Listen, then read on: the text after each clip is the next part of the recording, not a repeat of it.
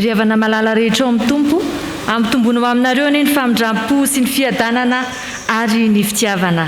Amen. Miarabanareo indray riavana nahatratra ity volana vaovao ity, volana desambra indray, ary nahatratra ihany koa izao andro voalohany amin'ny herinandro izao, izay alahady faha-efatra ny volana desambra, alahady faharoa any advento anio riavana, izay alahady ibanjinantsika aloha hevitra vaovao indray manao hoe antompo ny fanjakana. Antompo ny fanjakana, ny salamy fiderana, ny hira fiderana ary ny vavaka fiderana no andeha hiarahantsika hiderana an'Andriamanitra sy hisaorana azy eo am-pitsanganana.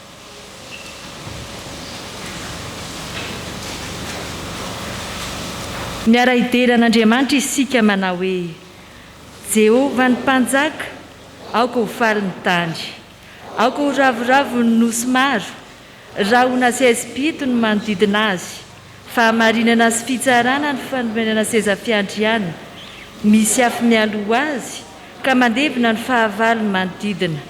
Mahazava izao tontolo izao ny elany, mahita izany ny tanka miororo, ny tendrombohitra miepy-tahaka ny savoka eo anatrehan'i Jehovah, dia eo anatrehan'ny tompony tany rehetra. Ny lanitra maneho ny fahamarinany, ary ny firenena rehetra mahita ny voninahiny. Amen. Yeah.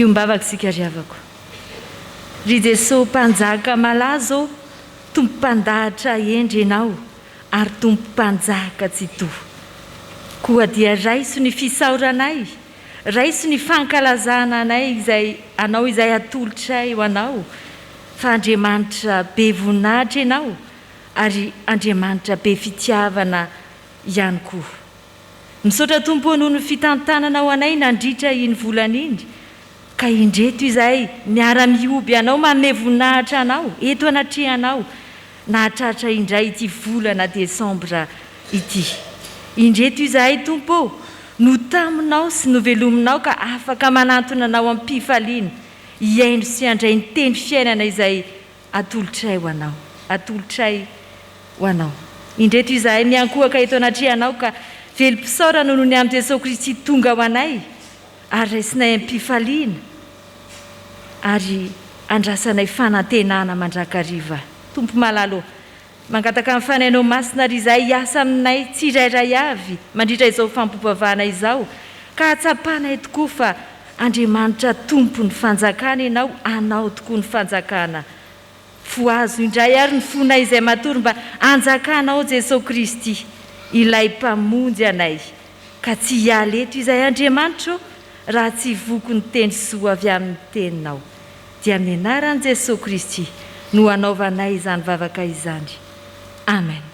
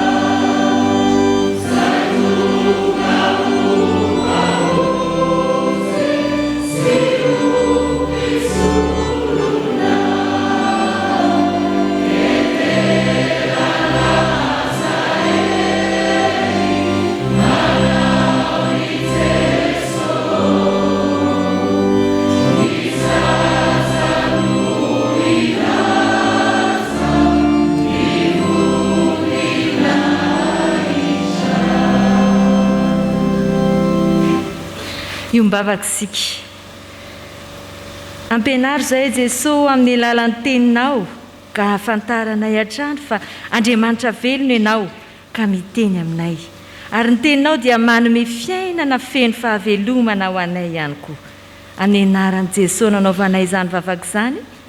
Amen.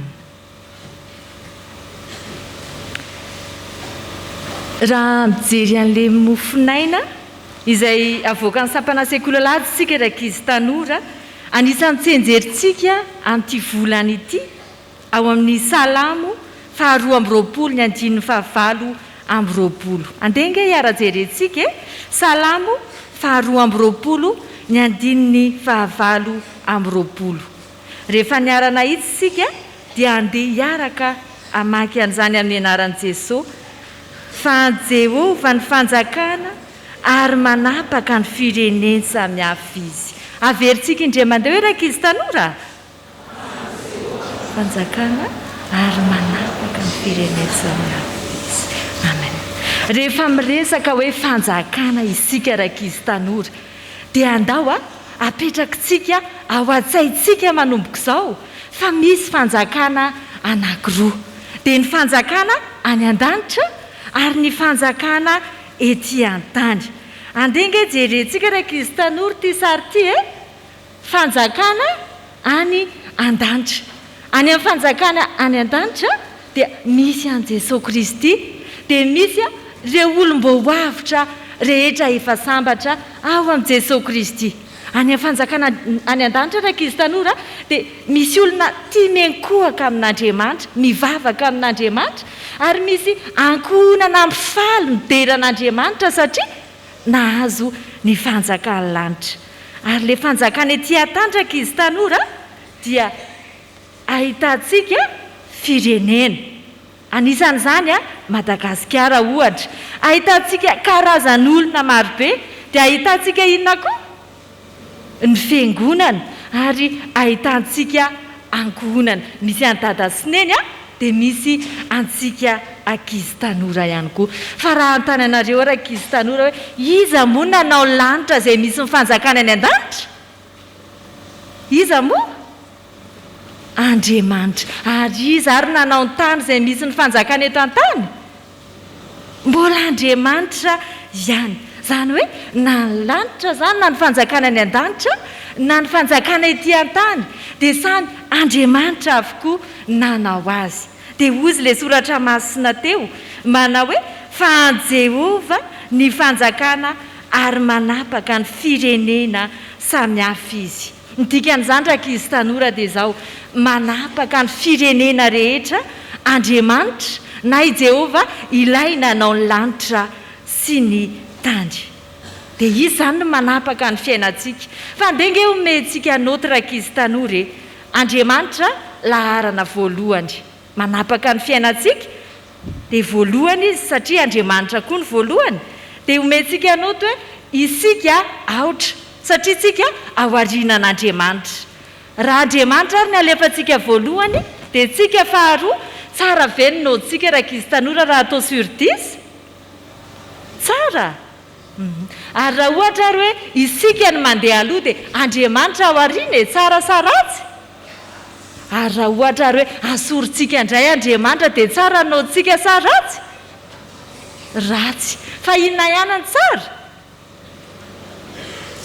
Andriamanitra eo aloha dia isika aoriana. Dia izany le tenin'ny soratra masina teo ankizy tanora hoe Andriamanitra no manapaka ny fiainantsika. Andriamanitra manapaka ny fanjakana. Fa raha raisitsika tsirairay reto dia ataontsika amin'ny ankizy tanora dia izao le tenin'Andriamanitra teo hoe an Jehova ny ankizy tanora ary manapaka antsika ankizy tanora izy. Dia rehefa any an-trano nareo raha ankizy tanora dia teneno amin'ny dada sy neny hoe dada sy neny io an Jehova ny ankohonana ka manapaka ny ankohonana izy. Fa paster eto anararoatra kely androany teny an'ny olon-dehibe hoe ry fiangonana an Jehova ny fiangonana ary manapaka ny fiangonana ihany koa izy. Ndenga averintsika faran'ilay tenin'Andriamanitra teo ankizy tanora amin'ny anaran'i Jesosy, an Jehova ny fanjakana ary manapaka ny firenena izy. Hivavaka isika. Misaotra anao izay Jesosy fa nampahafantarinao anay tamin'ity anio ity fa anao ny fanjakana ary manam-pahefana manapaka izany ianao. Ary misaotra ihany koa fa fantatray izao fa rehefa ianao no manapaka anay dia fiainana tsara hatrany no omaninao anay sy iainanay ihany koa. Dia misaotra Jesosy. Amen. You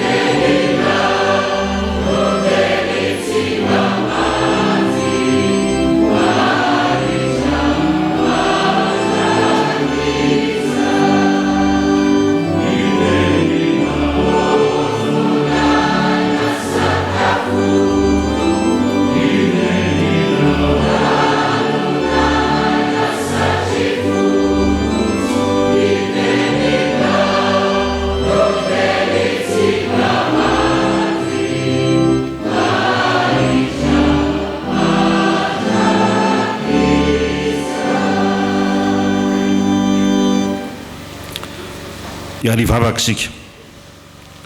Andriamanitra rainay eo, rainay amin'ny alalan'i Jesosy Kristy ianao. Misaotra anao izay no ity fotoana azony indray mamaky sy miaino ny teninao. Maminay hatrany ny mandray ny teninao izay amantaranay ny sitraponao. Koa mangataka amin'ny fanainao masina hanome anay fahendrena avy aminao. Ianao ilay manana fahefana rehetra, miasa mahery amin'ny fonay, miasa mahery amin'ny sainay sy ny fanahinay, andray izany teny fahendrena avy aminao izany, ka tonga anay hanapa-kevitra ankatoa izay ambaranao aminay. Koa mitenena Tompo fa mihaino izay mpanomponao, amin'ny anaran'i Jesosy Kristy mpamonjy anay. Amen. Iaraka maky sy hain'ny soratra masina isika ao amin'ny fanekena taloha, bokin'ny Salamo, Salamo 220, andininy 220 ka hatramin'ny 130. Rehefa hita dia ho vakiana amin'ny anaran'ny Tompo. Hitory ny anaranao amin'ny rahalaiko aho, eo amin'ny fiangonana no hiderako anao. Ianareo izay matahotra an'i Jehovah, midera azy. Ry taranak'i Jakoba rehetra manomeza voninahitra azy, ary matahora azy ry zanak'Israely rehetra. Fa tsy manao tsinotsinona na marikoriko ny fahorian'ny ora izy, ary tsy mba manafina ny tavany aminy, fa raha mitaraina aminy ireny dia miaino izy. Avy aminao no azoko manao fidiarana eo amin'ny fiangonan-dehibe, ny voadiko dia efaiko eo anatrehan'izay matahotra an'i Jehovah. Ihinana mpandefitra ka ho voky, hideran'i Jehovah izay mitady azy, ho velona mandrakizay aneny fonareo. Atsiariko ka hiverina amin'i Jehovah amin'ny faran'ny tany rehetra, ary akohako eo anatrehanao ny fokon'ny firenena samihafa. Fa an'i Jehovah ny fanjakana, ary manapaka amin'ny firenena samihafa izy. Ihinana sy akohaka mpanifefirehitra ambonin'ny tany, eo anatrehany no indrean'izay rehetra efa hidina any amin'ny vovoka ka tsy mahavelona ny ainy. Izy taranaka nompo azy, ary ny Tompo dia ho lazaina amin'ny taranaka ho avy. Izy ho avy ka hanambarany fahamarinany amin'ny olona izay mbola hateraka, fa izy no nanao izany.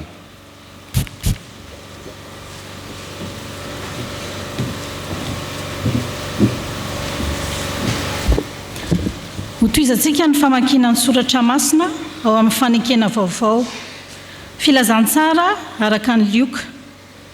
Lioka 7:20, ny andininy 20 ka hatramin'ny 30. Ary ho faranantsika ny famakiana ny soratra masina ao amin'ny bokin'ny Apokalipsy. Apokalipsy 7:20, andininy 5 ka hatramin'ny 10. Rehefa hita dia ho vakiana amin'ny anaran'ny Tompo. Ary Jesosy no nanontanian'ny fariseo izay andro hiavian'ny fanjakan'Andriamanitra, dia namaly azy hoe tsy misehoseho ny fiavian'ny fanjakan'Andriamanitra.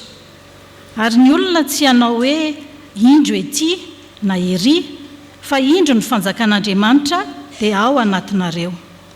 Ary hoy izy tamin'ny mpianatra, ho avy ny andro andrinareo ahita ny anankiray amin'ny andron'ny zanak'olona, nefa tsy ahita ianareo. Ary ny olona ilaza aminareo hoe indro ery na indro ety, nefa aza mandeha ianareo na manaraka azy. Fa tahaka ny elatra manelatra hatramin'ny faravodilanitra, ka mahazava hatramin'ny farany koa, dia ho toy izany ny zanak'olona amin'ny androny. Fa tsy maintsy mijaly mafy izy aloha, ka ho lava nyity taranaka ity. Ary tahaka ny tamin'ny androny Noa, dia izy toy izany koa amin'ny androny zanak'olona. Ny hinana izy, ny sotro izy, nampakabady izy, na voakapakarina izy, mandra-piavy ny andro izay nijiran'ny Noa tao amin'ny samby fiara, dia tonga ny safodrano ka nandringana azy rehetra. Ary tahaka amin'ny tamin'ny androny Lota koa, ny hinana izy, ny sotro izy, ny vidy izy, ny varotra izy, namboly izy, nanao trano izy. Fa tamin'ny andro izay nivoahan'ny Lota avy tao Sodoma, dia nisy afo solo farany latsaka avy tany an-dranitra ka nandringana azy rehetra. Dia ho tahaka izany koa amin'ny andro isehoan'ny zanak'olona. Ary nisy feo koa nivoaka avy teo amin'ny seza fiandrianana ka nanao hoe mideran'andriamanitsika ianareo mpanompony rehetra dia ianareo izay matahotra azy na ny kely na ny lehibe. Dia narefeo tahaka ny any vahoaka betsaka aho sy tahaka ny firondron'ny ranobe ary tahaka ny fikotriky ny kotrokorana mafy nanao hoe aleloia, fa ny tompo andriamanitsika dia nitsotoa no mpanjaka. Aoka isika hifaly sy ho ravoravo ka hanome voninahitra azy, fa tonga ny fampakaram-badiny zanak'ondry ka efa niomana ny vadiny. Ary nasaina ny tafirongony fotsy madinika sady madio ny mangatsakatsaka izy, fa izany rongony fotsy madinika izany dia ny asa marina ataon'ny olona masina. Ary koa izy tamiko soraty sambatra izay natsoina ho amin'ny fanasany fampakaram-badiny zanak'ondry, fa hoy izy tamiko ireo dia teny marin'Andriamanitra. Dia nyankohaka teo amin'ny tongony eo mba hivavaka aminy, ary hoy izy tamiko tandremo, aza manao izao, fa mpanompo namanao ihany aho sady naman'ireo rahalahinao izay mitana ny filazana an' Jesosy. Andriamanitra ihany no hivavao, fa ny filazana an' Jesosy no fanahy ny faminaniana. Amen.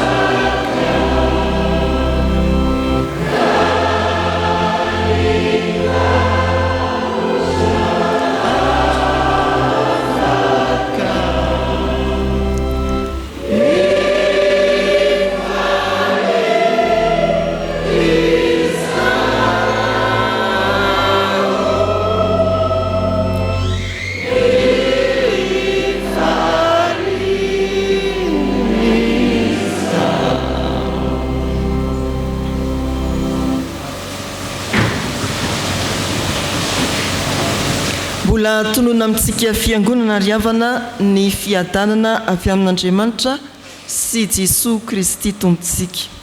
Alahady voalohany amin'ny volana Desambra isokafantsika efijekema amin'ny lohahevitra vaovao manao hoe an'ny tompo ny fanjakana. Eo ambany masontsika ny Apokalipsy toko 7:20 andininy 7 sy ny 9. Apokalipsy toko 7:20 ny andininy 7 sy ny fahavalo.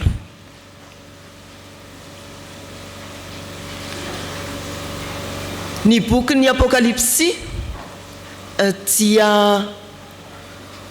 famborahan'Andriamanitra ny tsy ambaratelony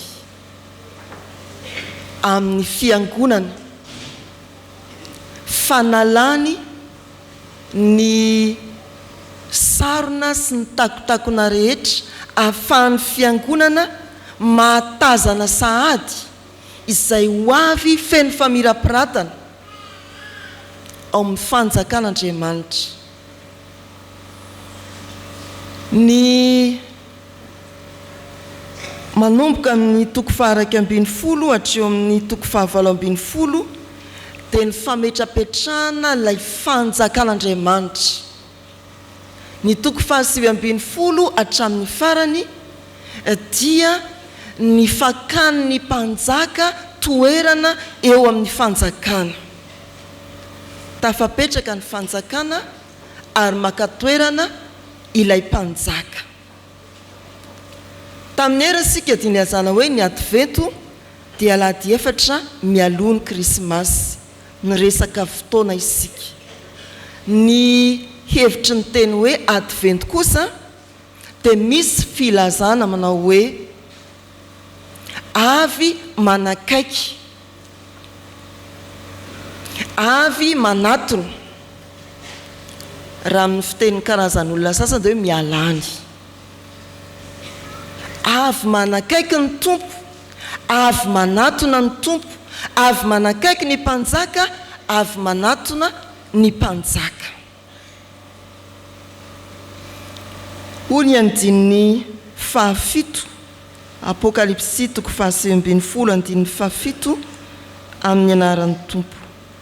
Aokisika hifaly sy horavoravo ka hanome voninahitra azy fa tonga ny fampakarambadiny zanak'ondry ka efa niomana ny vadiny. Any tompo ny fanjakana mifaly miravoravo omeo voninahitra izy. Ny toko 9:20 eo alohan'ity toko 9:20 ity ry havana dia sary tena mifanohitra amin'izay ambara ato amin'ny toko 9:20. Raha avy ny tompo hitsara ny Babilôna, ilay nampahory ny fiangonana, ilay nanenjika ny kristianina, ilay nampitondra faisana ny mpaminany, ilay nanjatrajah ny martyra. Raha ho avy ny tompo hitsara ny Babilôna, angina sy isaona ny tany, tsy misy papakabady. Raha vakitsika mantsy ilay toko 9:20 eo amin'ny faraparany azy dia ahitantsika fahitana hoe filazana hoe tsy misy mitroka trompetra, tsy misy mapakabady, tsy misy vato fiksoam-bary, tena mosary, tsisy fifaliana. Rehefa avy handrava ny Babilôna ilay mpanjaka, ny mpanjaka tompony tompo, mangina ny tany, misaona izao tontolo izao. Fa ny toko 9:20 kosa milaza manao hoe ny lanitra dia manao ny aleloia. Aleloia efatra ny voalaza amin'ny toko 9:20. Aleloia voalohany satria ny famonjena sy ny voninahitra dia an'Andriamanitra. Aleloia satria mpamonjy Andriamanitra afaka tamin'ny adiny fiangonana resy Babilôniana. Aleloia satria mpitsara marin'Andriamanitra. Zay ny aleloia faharoa ato amin'ny toko 9:20 ihany. Aleloia satria mpanjaka Andriamanitra. Aleloia satria tena nandevina tompony hery Andriamanitra. Aleloia fahaefatra mpanjaka Andriamanitra. Aleloia aoka hifaly sy ravoravo hanome voninahitra an'Andriamanitra isika fa azy ny fanjakana. Ny fahatsinjovana, fahatongavan'ny mpanjaka anankiray ry havana dia tena mampikiropaka olona maro. Ataovy hoe ho aveto filoham-pirenena anankiray na inona fietretanao momba azy dia oliana ihany ianao ho avy eo n'izy. Mety hivatsy voatabia ianao na vato ianao fa mety mivonina hitehaka ianao anao osana ianao fa na inona fietretanao momba n'izay mpitondra fanjakana anankiray ho avy izay a dia lina ianao miomana ianao. Eto ny fiomanana hitsena ny mpanjaka ny tompo andriamantsika dia nitsitoa ny mpanjaka aoka hifaly sy ravoravo isika hanome voninahitra azy. Ny fiomanana voalohany teto dia isika tao amina hifaly ho ravoravo hanome voninahitra an'Andriamanitra. Ity farandriavana no eritreretintsika faratry hanome voninahitra an'Andriamanitra isika fa avy manatona avy manakaiky ny mpanjaka. Aiza ny toerana metrahana ho azy voaomana ve izay ilay arifenitra. Aiza ny toerana sa rehefa tonga eo izy rehefa tsy hita ny dabli petra aleo izy akatra ny ambonindriany aleo izy hoeny amipilipitra mihitsy fa mila omanina zany ao anatin'ny arifenitra. Fiomanana fanomezam-boninahitra an'Andriamanitra tsy toa ilay mpanjaka aiza ny toerana metrahana ho azy. Tantara manodidina Noely tsy voaomana teto amin'izao tontolo izao ny toerana nametrahana ny Jesoa. Nandeha tatsy izy tsisy toerana tsony, nandeha ary izy tsisy toerana tsony, farany taiza tany ampahitromby izy. Isika efa nampahafantarina ny filazantsara, isika efa nitoriana ny vaovao mahafaly mpamonjy miteraka ho anareo anio. Avy manatona Andriamanitra mpanjaka aiza ny toerana ametrahana ho azy. Omeo voninahitra izy, omany ny toerana ametrahana ho Andriamanitra tsy toa ilay mpanjaka miseho amin'ny voninahiny ao amin'i Jesosy Kristy. Fa tsy hoe omenao toerana ihany izy raha manome voninahitra azy ianao, fa omany koa ny teny fiarabana, ny teny fiderana, ny teny fankalazana ho azy. Ho tonga ilay tompony fahefana ilay tsy toa ilay mpanjaka. Ahoana ny teny entinao midera sy mankalaza manome voninahitra azy.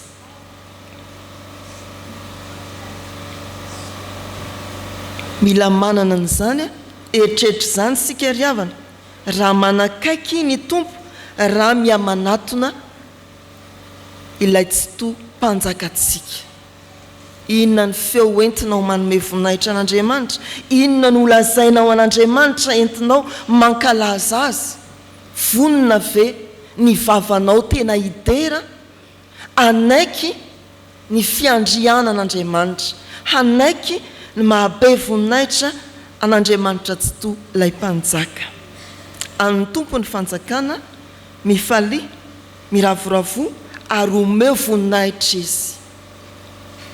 Zao vanim-potoana ry havana dia fotoanany manjombondava, fotoanany alahelo, fotoana ilazan'ny olona ny tsy misy masoandro miratra ary indraindray dia taratra fotoanany famingavingana mpitondra fanjakana.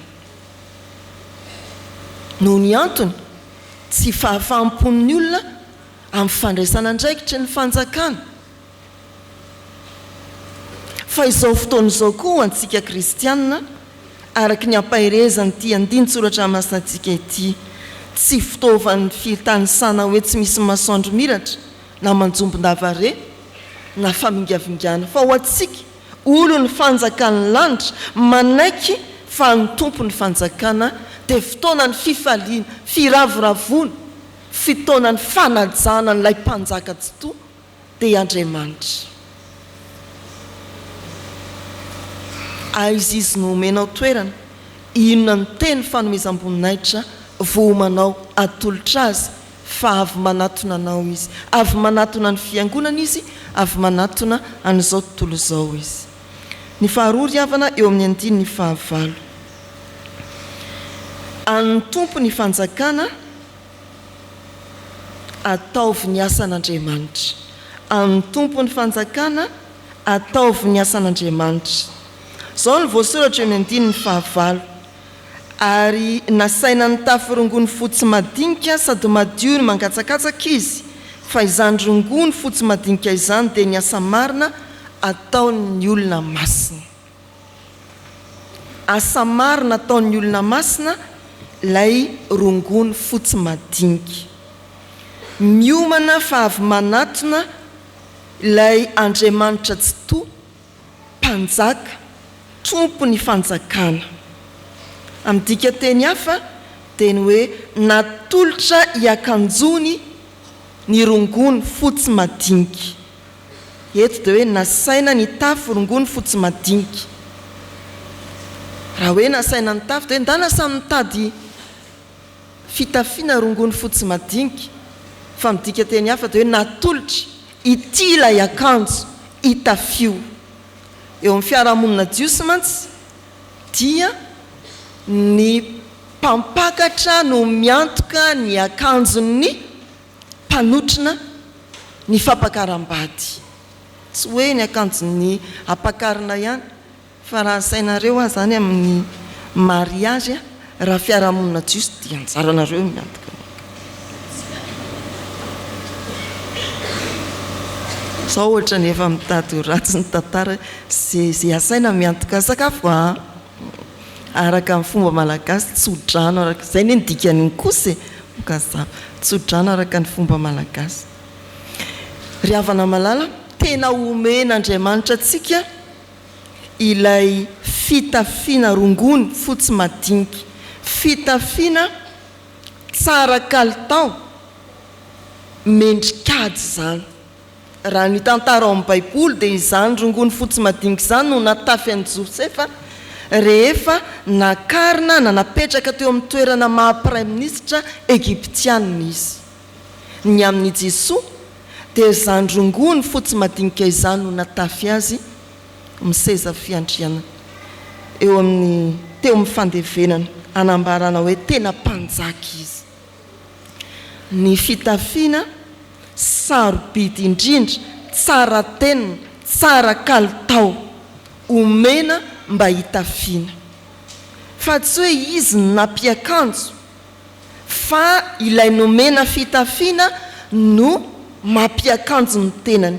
Rehefa miomana andray ny mpanjaka isika zany ry havana, vonina ny fitafiana fa manana andraikitra isika andray ilay fitafiana ary ametraka ny fitafiana amintsika. Inona ilay fitafiana?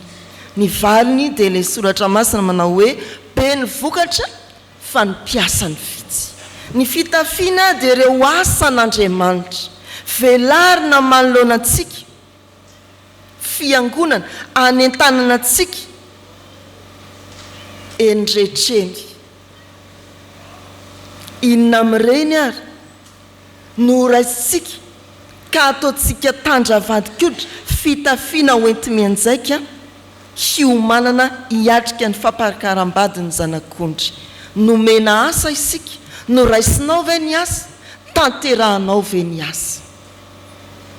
Krismasy ny andro mety mahadodina ny olona ny andeha hamonjy magazay be oririka na ny Antaninarenina, any amin'ny botika samihafa, mandany vola mankarena ny amin'izany. Fa vola mankarena tahaka ninona kosa ny omananao amin'izao advento izao avy manatona ny tompo. Ndrao tsara fitafiana ivelany sy lavidy, tsara kalitao ianao kanefa mibiridana eo anatrehan'Andriamanitra, tsy misy asa ataonao na tendry tanana iray azy.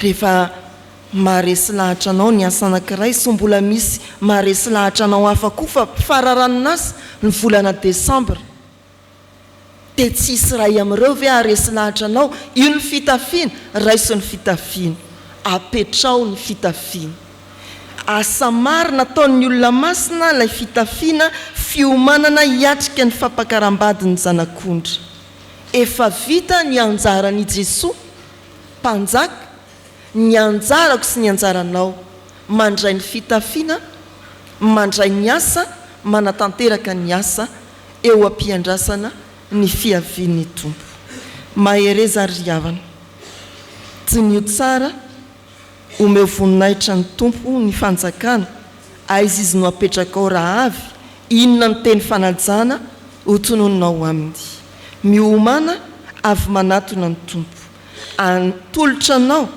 ny rongony fotsy madinika ravindamby zany fa sao dia tsy azonareo tsara ny resaka rongony fotsy madinika ilazana ny asa an'Andriamanitra asa ataon'ny olona marina raiso ny andraikitra manandrify anao ataovy ny asa ho voniny ianao hitsena ilay tompony fanjakana ho an'Andriamanitra ny voninahitra amen.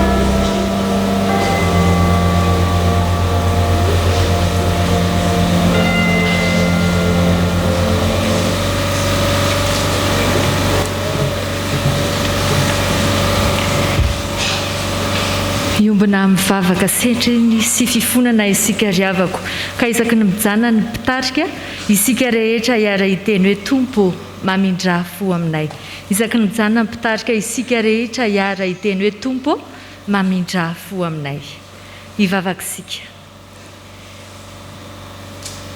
teny fiainana teny velona ny teninao tompo izay nambara taminay teo ny sitraponao dia milaza fa avy manantona ianao ilay tompony fanjakana ka tokony hifaly sy ravoravo izahay aminao satria efa nataonao olona afaka nefa tompo tsy mba izany fihetsika fa na dia miomana ny amin'ny toerana asinanao aza tsy mba hainay tsy mba izany fihetsika Andriamanitra fa na ny miomana amin'ny teny entinay mankalaza sy manome voninahitra anao aza tsy mba homananay ny sitraponao dia milaza aminay ny anaovanay ny asanao Andriamanitra ilay tompony fanjakana ka izay takinao indrindra ny hitorianay anao Jesosy Kristy any amin'ny olona rehetra ka hitafianay azy ireny ihany koa hitaona azy ireny ao amin'ny fanjakanao nefa tompo Andriamanitra ny fihetsika dia toa miravoravo tanana ihany eo am-panatanterahana ny asanao raha nasainao anao ny asanao izahay Andriamanitra ny toetranay dia toa izahay ihany no tafianay fa mianjaka izahay eo anatrehanao fa ny hafa tsy mba ampidirina eo amin'ny fanjakanao tompo malalo mamindra fo aminay tompo malalo mamelany eloko ay tompo malalo eno ny fivavaka ay fa indreto izahay manolo tena eto anatrehanao dia amin'ny anaran'i Jesosy nanaovanay ny vavaka ay amen.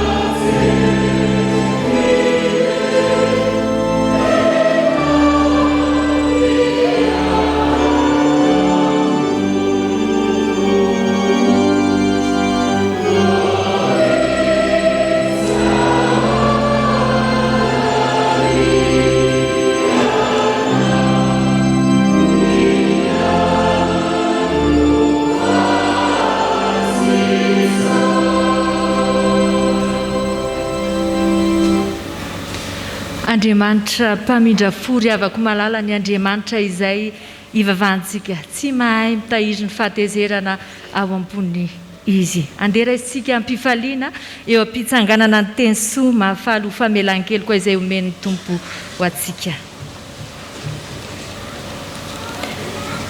Hoy ny tompo, fa ianareo kosa dia taranaka voafidy, fanjakam-pisorona, firenena masina, olona nalain'Andriamanitra ho amin'ny tenany, mba hilazanareo ny hatsaran'ilay niantso anareo hiala tamin'ny maizina ho amin'ny fahazavana mahagaga. Dia ianareo izay tsy firenena ankory fahiny, fa ankehitriny efa olon'Andriamanitra, izay tsy namindrana fo, fa ankehitriny efa namindrana fo. Amen. Ambara riavana fa voavelany eloko-areo noho ny anaran'ny Tompo. Amen.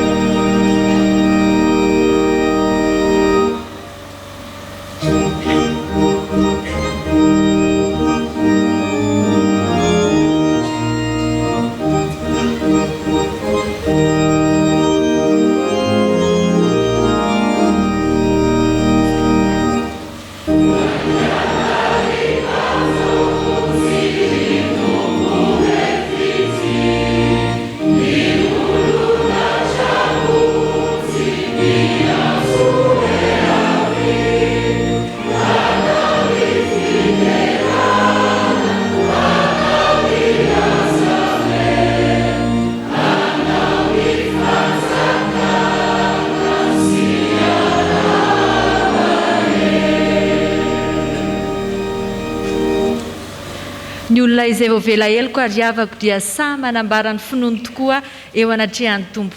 Andeha iarahantsika manambara eo anatrehan'ny Tompo ny fanekem-pinoana apôstôlika.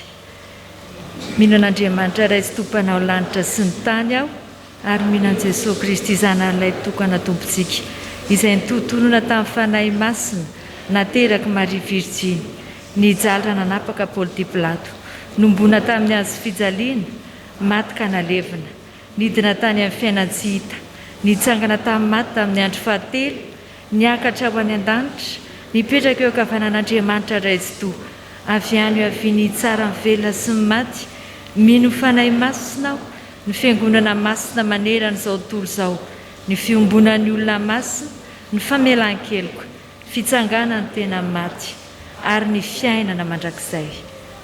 Amen.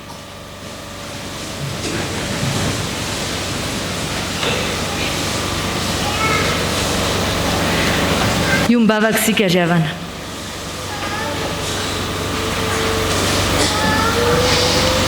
Anao ny fanjakana Tompo, dia izay reto dia vonina hiomana andray anao am-pifaliana. Izay reto dia vonina ihany koa anatanteraka ny asanao. Tompo malalo ankehitriny dia entinay eto am-potry ny hazo fijalianao, ny enta mavesatra rehetra ao anatinay tsirairay avy ao. Mety ho ratra anaty Tompo, mety ho olana maro samihafa, mety ho aretina, eno mety ho adi-saina izay atrehana isan'andro san'andro ary izany. Fa Tompo malalo, raha sitrakao, afaony mpanomponao. Apetraka eo am-pelatananao Tompo ny ankonana tsirairay avy, mba enao Andriamanitra no manapaka tokoa satria efa ankonana nanaiky ho anao tokoa, ary efa anao hatrizay. Mandrakariva dia tsaronay hatrany ilay teninao hoe ny zanakao sy ny asan'ny tananao dia adidinao ihany. tompo raha sitrakao tario ny ankohonana tsirairay avy ankehitriny tompo indreto izahay manankina ny fiainam-piangonana eto anatrehanao asa tsara ho amin'ny fitoriana filazantsara anao tompo no antom-pisinay ka ny fijoroanay dia ho vavolombelonao Jesosy Kristy ka hanovany tantaranay tsirairay avy ho mendrika tokoa ny anaranao masina hanovany tantarany mpiara-panompo aminay mba ho anjakany fiombonana tanteraka hanovany tantarany firenenay mba ho firenena kristianina marina ny firenena izay misy anay hanovany fiainany zao tontolo zao ka hanaiko tarianao tompo raha sitrakao tario ny fanainao masina ny ambara tonga rehetra misy eto anivon'ny fiangonanao ankehitriny tsaronay ambavaka manokana ny mpitandrina sy ny ankohonana izay irahanao anao ny asanao eto amin'izao fiangonana izao toloro ny fanahy ny fahalalana izy ireo tompo toloro ny fanahy ny fahendrena ary ny tolory ny fanahy ny faherezana mba hahafahany manao ampitiavana ny asanao Andriamanitra tompo raha sitrakao arovy sy vimbiny ny mpitandrina sy ny ankohonany eo ampanaovana ny asanao apetraka eo am-pelatananao izay rehetra fikasana tsara ato anatinay ato ka hanaovanay izao vavaka mangina izao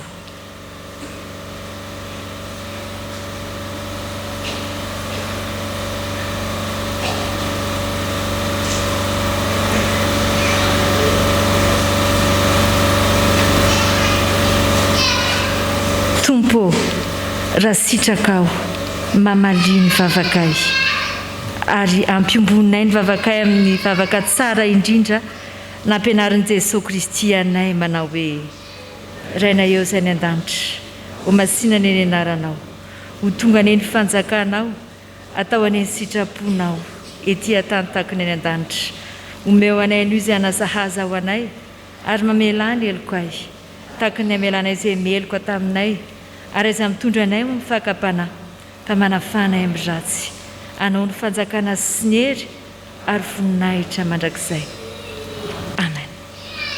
Misaotra ny mpitantsoratra nanolotra antsika ireo asa sy ny tsara ho fantatra ho amin'ny fampandrosoana ny fiangonana fa ireto ry havana mbola misy fanentanana vitsivitsy araka ny soratra masina manao hoe izany rongony fotsy madinika izany dia ny asa marina ataon'ny olona masina. Voalohany dia misaotra l'Andriamanitra isika rehefa natao ny fanentanana ny amin'ny bisikileta dia niohatra n'izay nitadiavina ny isan'izany bisikileta ho an'ireo iraka mamakilay any amin'ny lalam-pirenena faharoa izany. Mankasitraka ny tompo nanambinany ireo nanolotra ary amarifitiany izy dia mbola anetsika ny fotsika hatrany amin'ny fitiavana ny asa fitoriana ny filazantsara. Ny fanentanana voalohany dia fanentanana fanoloran-tena. Araka ny haintsika amin'ny fampitam-baovao samihafa eo anivon'ny FJKM dia efa nisokatra ny 14 Novambra lasa teo ary farana ny 14 Febroary ny fisoratananarana ho amin'ny fanadinana hifaninanana amin'ny toeram-panomanana mpitandrina. Koa raha mpandray fanasan'ny tompo feno 220 taona ianao ary naharitra 3 taona amin'ny mampandray fanasan'ny tompo mety mahatsiaro voantso na koa maniry anao ny asan'ny mpitandrina dia ambary zany fa efa azo atao tsara ny maka ny antota taratasy rehetra amin'ny fifananana idirana any amin'ny toeram-panomanana mpitandrina. Fa ny faharoa ry havana efa nisokatra ny 12 Novambra teo koa ny taom-pianarana sefalana sehatra fanomanana laika ato amin'ny sodapartany misy atsika. Mifarana ny volana janoary ny fandraisana ny mpianatra vaovao ao anatin'izao taom-pianarana izao.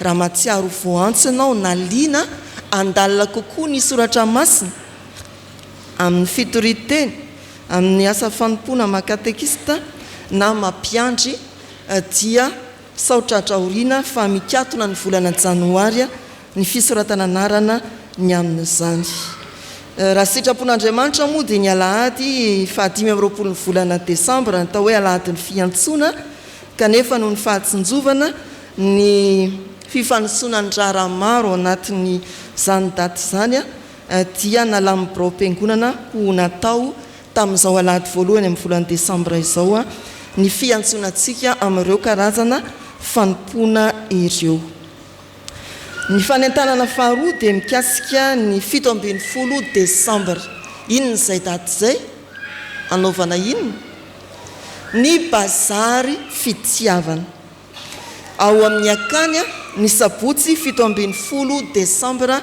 raha sitrapon'andriamanitra ny tanjona dia ampatsivina trany fa fitaizana fiombonanaina ampifaliana ary fitaizanantsika iaina ilay soratra masina hoe mahasambatra ny manome noho ny mandray hanome ampifaliana isika fanomezana noely ho an'ny hafa dia tahaka ny nanoloran'andriamanitra any Jesoa tampifaliana ho an'izao tontolo izao mbola misy tanjona fahatelo tsy tokony ho adinoina dia ny amin'ny entimanana ny asan'andriamanitra anisan'ny asa miantoka soroabola miditra ny bazary fitiavana ao amin'ny teti-bolantsika fiangonana hotratrarintsika ireo tanjona telo ireo hotratrarintsika mpifaliana fiombonanaina fahasambarany manome ary fandraisana anjara amin'ny asan'ny tompo ny fiomanana ary dia tsy ahivina trany fa ny fanomezantsika fanomezana atolotra raisin'ny komity karakara ao tokotany-piangonana isan'alahady tahaka izao amin'ny andavanandro dia ao amin'ny sekretera mpandrara marianao ny vidin'ilay entana tianao atolotra ho raisina ao amin'ny bazary fitiavana izany moa azavainana hoe iny fanomezan'iny dia raisin'ny mpiantsena amin'ny vidiny eritreretany azy aza manao hoe samy manana ny eritreriny io zavatra naray tapitrisa dia izay nao fahariary amin'ny vidiny ahitany azy eny an-tsena ohatra dia raisiny iny vidiny dia atolony kosa ny namana ao anatin'izany bazary fitiavana izany inona ny toy ny fanomanana ny fiatrehana ny asa tongava mamangy ny bazary fitiavana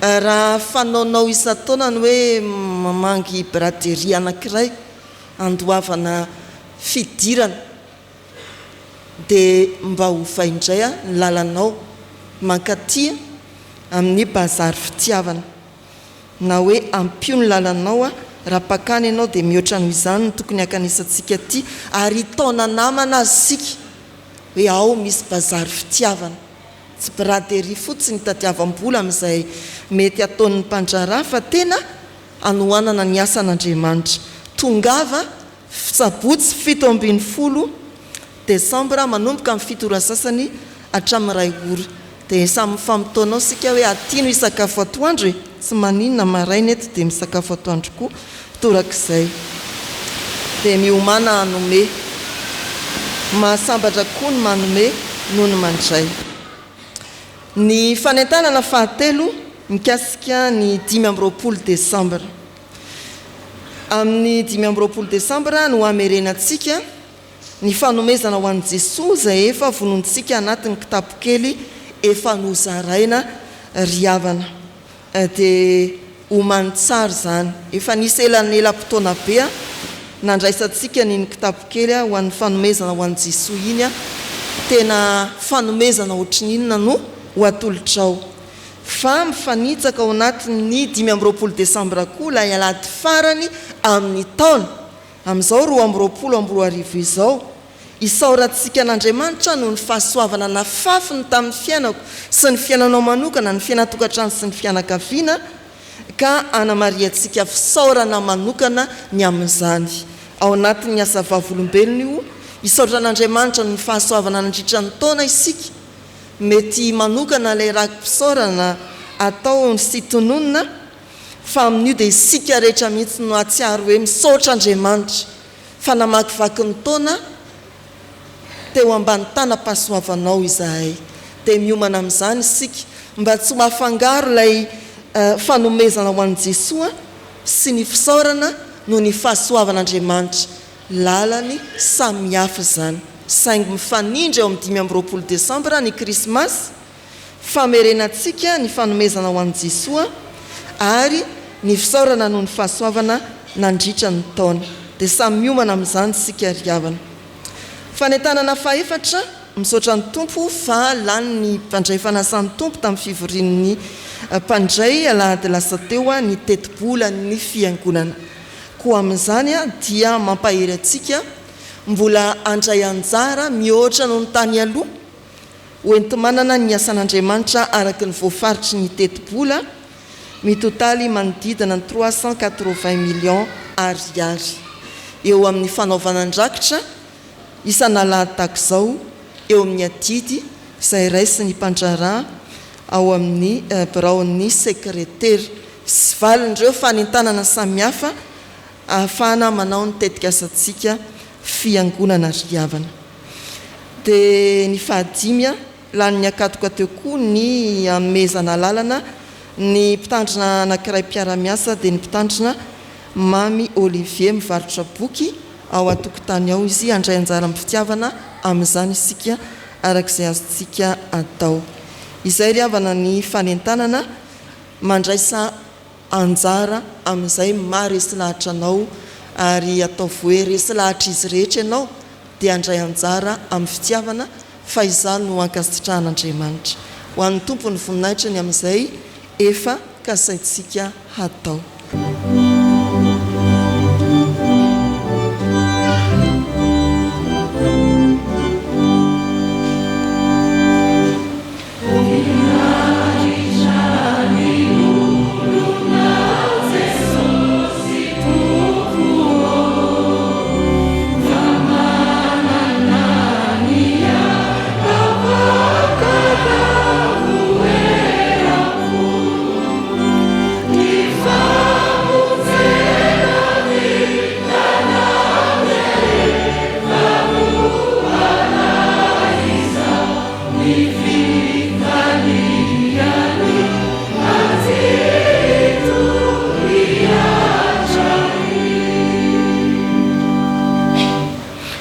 Raisoa ny tsodrany tononona amin'ny anaran'ny tompo mitahy anareo ny tompo ka miaro anareo mampamirapiratra ny tavana aminareo ny tompo ka mamindra fo aminareo manandratra ny tavana aminareo ny tompo manome anareo fiadanana.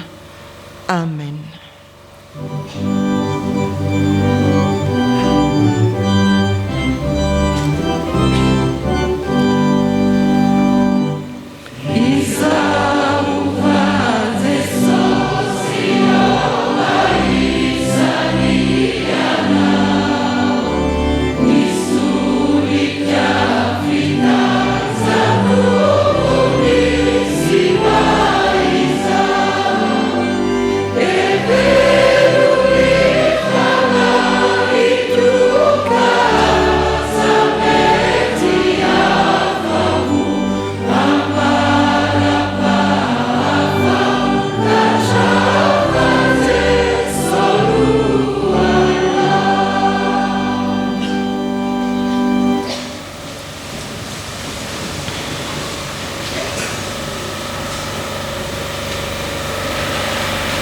Ho an'Andriamanitra irery ihany ny voninahitra amin'ny anaran'ny Ray sy ny Zanaka ary ny fanahy masina.